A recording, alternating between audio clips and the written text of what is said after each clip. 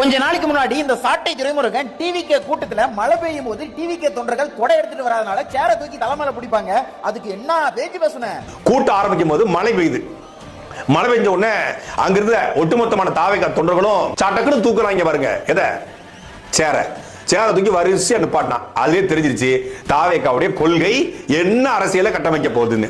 ஒரு கூட்டத்துக்கு வரக்கூடிய தொண்டர்கள் மழை பெஞ்சாலும் வெயில் அடிச்சாலும் அந்த மழையையும் வெயிலையும் தாங்கி கொண்டு நிற்கிறாங்க அப்படின்னாதான் அவங்க வந்து உறுதித்தன்மை கொண்டவர்கள். இப்படி வீரவசனம் எல்லாம் பேசிட்டு நேத்து கடலம்மா மாநாடுன்னு ஒரு மாநாடு நடத்துறாங்க. அந்த மாநாட்டுல மழை பெய்ய ஆரம்பிச்சதுமே ஒருத்தன் கொடையை தூக்கி பிடிக்கிறான், ஒருத்தன் சேர தூக்கி பிடிக்கிறான், ஒரு சிலர் செதறி ஓடுறாங்க. அண்ணன் சீமானே அதிரி போயிட்டாரு.